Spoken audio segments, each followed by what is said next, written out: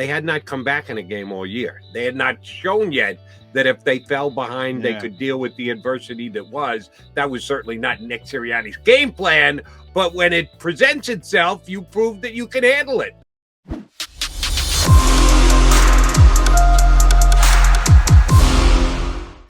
And welcome to an undefeated Monday here on Birds 365.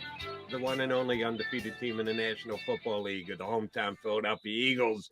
And we're here to break down what went down yesterday at a soaking, soggy Lincoln Financial Field. John McMullen looks sufficiently dried out. Are you all dried out, J-Mac? Just barely. Boy, man. Oof. You know, that came up and hit, earlier in the week, they were saying, it'll be bad on Saturday. It'll be in and out on Sunday, some lulls. No, that was awful. And the Eagles handled it much better than Jacksonville, so you have to give them credit. Went back to the running game. One thing I say about Nick Sirianni, and the biggest thing, I say it all the time on this show, the biggest thing I like about him as a coach, he's going to do whatever it takes to win on that particular game day. A lot of people say that. A lot of people don't subscribe to it. He legitimately says, I'm going to do what it takes to win on this particular game day. And I was talking on the pregame show with Seth Joyner here on the JAKIB Sports YouTube channel, 6abc.com as well. And he was saying he doesn't know if Miles Sanders will touch it more than 15, 16, 17 times. I said, if they need him to win the game, they'll use him on a. Now, normally Seth is correct. They want to keep him at that level to try to get him through 17 games. Right. But, they didn't show a monsoon showing up. They needed him for a career high 27 carries. Bang. That's what happens. Flat out pounded him. I gave him one of my game balls on my CBS Sports radio show. We give out 3 every single week. He's one of the top players in the National Football League yesterday. And yes, you are dead on right that Nick Sirianni on any given day not only says it, but puts it into practice. He's going to do what he has to do to win. That's from his side, and certainly he did a great job yesterday.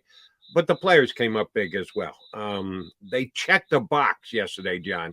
When you get off to a 3-0 start, we here on Birds 365 have been known to nitpick a little bit. How do you find fault after a 3-0 start? Well, we do.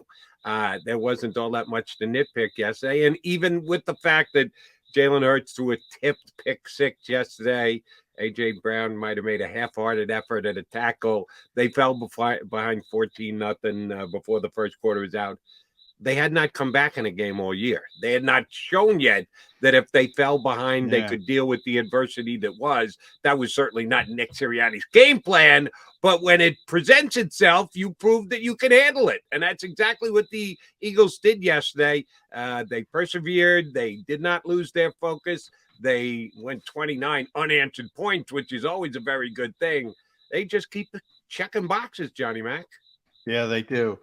It was an impressive performance, and you're right. I mean, it was going to be ugly, but I asked Nick about that post game. You never want to be behind. That's never the plan. Sure. You never want to face adversity, but you're going to face adversity sometime during the NFL season, and you want to see how your team responds. And they responded. I mean, I had this argument with Ed Kratz and Martin and Martin Frank and Groats. Bob Groats is going to be on the show tomorrow morning. To me, the biggest play of the game, they're down 14-0. 14-0. Jacksonville has a 4th and 3 from the Eagles 34. And Doug's trying to put his foot on their throat and say, let's end this game right now. Let's convert. Let's go and score. And at 21-0, then you're really behind the 8 ball unless you're Patrick Mahomes playing the Houston Texans. But, and it was an unforced error. So I'm not even trying to say Trevor Lawrence handled the weather really, really. I was really disappointed in him and the way he handled. And that was an unforced error. But that to me really shifted the momentum of the game. The Eagles went down and scored. They eventually tied it running the football. But no matter by hook or by crook how it started, they showed, they're down 2 touchdowns against a pretty good team. Now, again, I think they didn't handle the weather well. The quarterback didn't, let's be honest. Didn't handle the weather well. Then they got him a little bit rattled. But yeah, anytime you're down 2 touchdowns in this league, and that's what we said about the Eagles. All right, they can play from the lead. They have a great offensive line. They can pound the football. They had another great 4-minute offense. They weren't able to finish it off this time, but nonetheless, Hassan Reddick made sort of the walk-off strip sack. That's always impressive when you can come back from 2 touchdowns, especially in that weather. And they didn't panic. And I asked Jalen Hurts, did you have to say something to the guys? And he said, no, that was the beauty of it. There was no come to Jesus moment.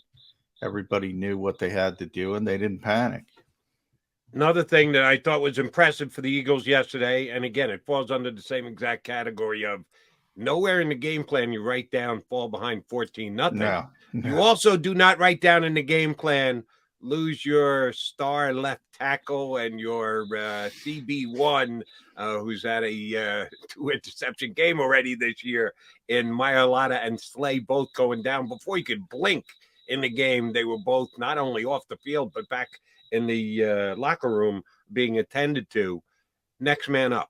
That's it's Doug Peterson. You go back for it as far as you want with Eagles coaches. The fact that Dougie P was in the house makes you think of him, and the 2017 Super Bowl.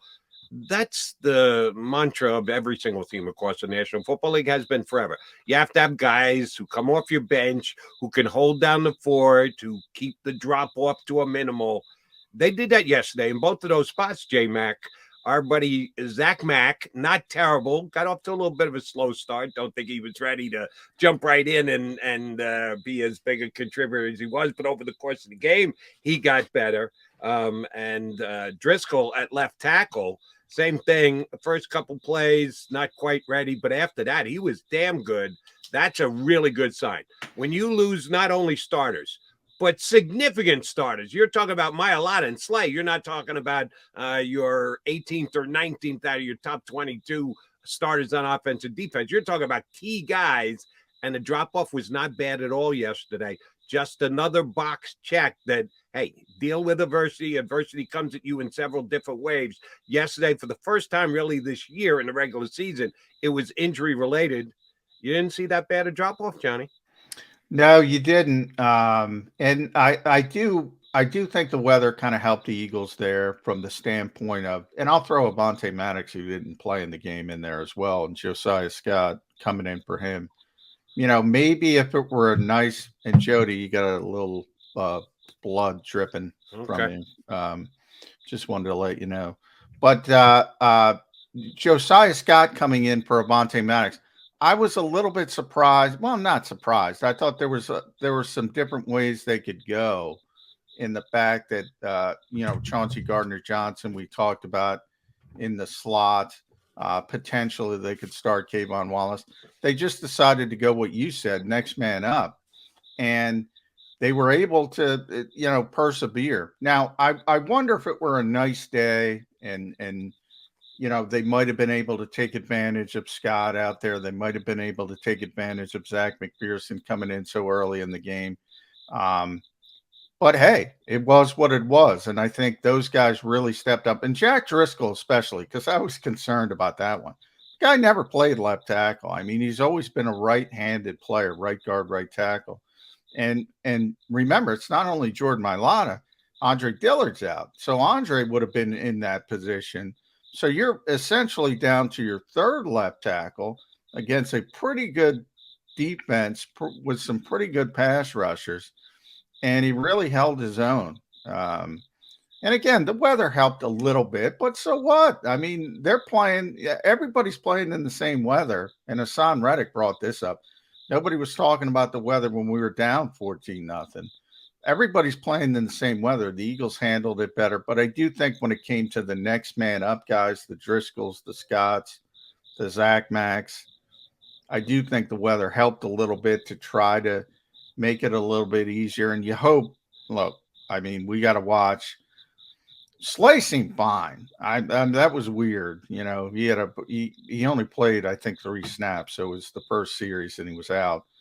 But he was, on the field post game. He was his happy, gregarious self in the locker room. So he's going to be fine.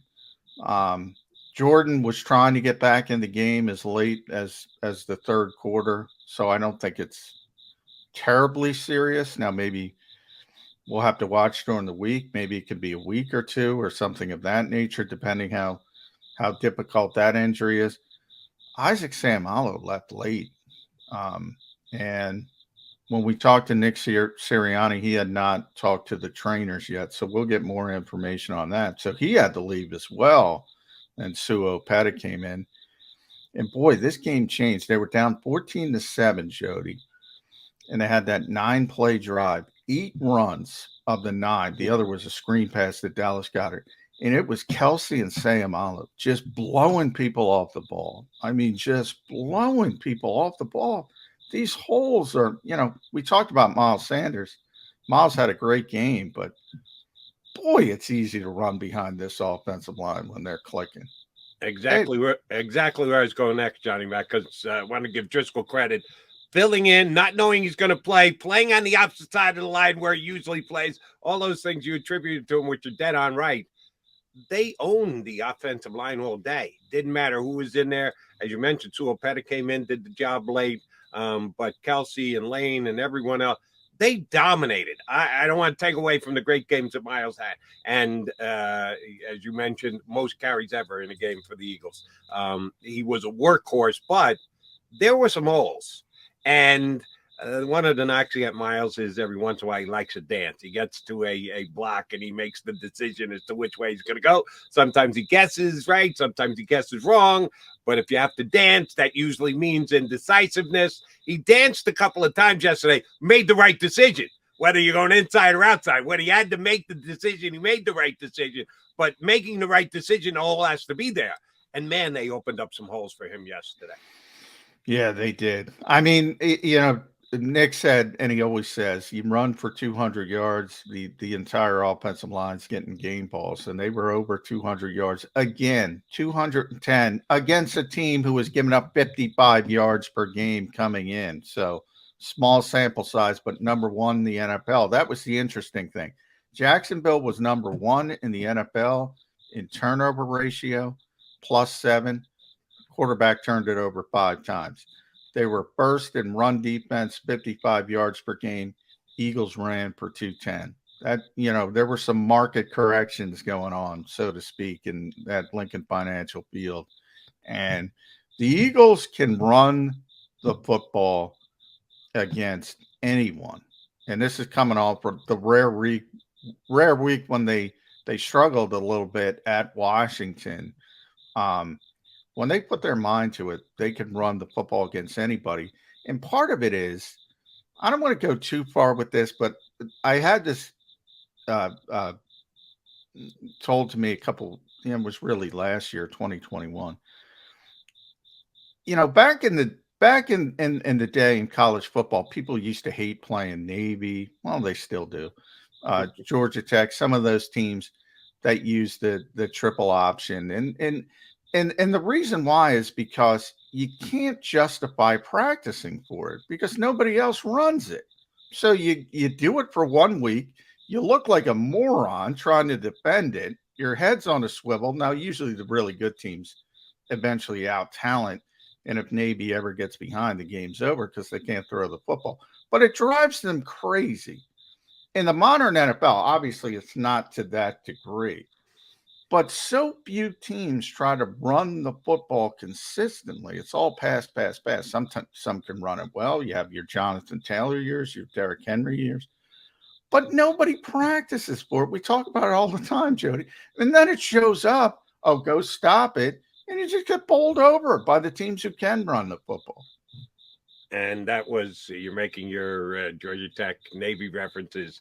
That's when teams actually practice and hit and tackle Yeah. to the ground. That doesn't happen in the NFL Yeah. anymore these days. Certainly not here in Philadelphia, but I'm sure not in Jacksonville either. So you're right. Teams aren't ready to stop the run when the Eagles come at them with their power run game, which is exactly what they did yesterday. So we're giving a lot of credit to the offense as well. We should. How about that defense? Fall behind 14-0. One of the touchdowns not on their resume. That came on a pick six. But Hassan Reddick came up big offseason signing, was going to be the guy to add that speed pass rusher on the outside, gave him the big bucks to come here. Hey, all right, he was part of the 7-sack game previously, but that was everybody on the defensive line jailbreaking at Carson Wentz. Oh, no, yesterday was his day. 2 sacks, 2 forced fumbles, 2 recoveries. Well, they just came up huge for them. We've been waiting kind of for the Hassan Reddick breakout day. They got it yesterday. They're going to be certain offensive linemen that just can't keep up with the speed, and that was the case yesterday against the Jaguars. Yeah, and it's Philadelphia, and after the first 2 games, Nick Sirianni was already getting the questions. Hassan Reddick's got no sacks. Why can't Hassan Reddick get a sack? Everybody wants sacks, and Nick, everything's coming up. Nick Sirianni said they're coming. He's close, and bang, he gets 1.5 in Washington, and he gets 2. And you mentioned 2 strip sacks, 2 fumble recoveries. Javon Hargrave got one of the strip sacks, so he didn't get both strip sacks. He had 2 strip and 2 fumbles, so he had another fumble. It was on the Trevor Lawrence botch snap. Right. Yeah, he had himself a game. I keep saying, one of these weeks the Eagles aren't going to have a player of the week. Probably not this week because I haven't looked around the league, but Hassan Reddick might be the player of the week defensively. And Brandon Graham predicted that everything's coming up Eagles. So, he played a great game. He really rattled Trevor Lawrence, which we talked about, 5 turnovers for the quarterback. And it essentially had a walk-off because you remember the Eagles, that was weird. That was probably the weirdest Nick Sirianni decision. Not to kick the gimme field goal, to put it out of reach. Now the weather, Jake Elliott got banged up a little. Maybe he wouldn't talk about it. It was weird. I just thought it was a bad decision. Same here. And it was 29-21. And you're saying, oh, here we go. It's going to be really difficult for Jacksonville, but they had a chance. Oh no. 10 seconds later, strip sack, game over because of Hassan Reddick. Yeah, defense kind of bailed out their coach on that one because I was with you. I'm going, whoa. You got to kick the field goal here. You got to give yourself a 2-score lead. Yeah. It didn't come back to bite him in the butt. Nothing has in the first 4 weeks of the season, as the Eagles are the only undefeated team in the National Football League. You got Johnny Mack and Jody Mack, your Mac guys. We will add to the mix. Jeff Mosher will jump aboard next. Does a great job whenever he comes on with us here on Birds 365. He's up next. Stick around.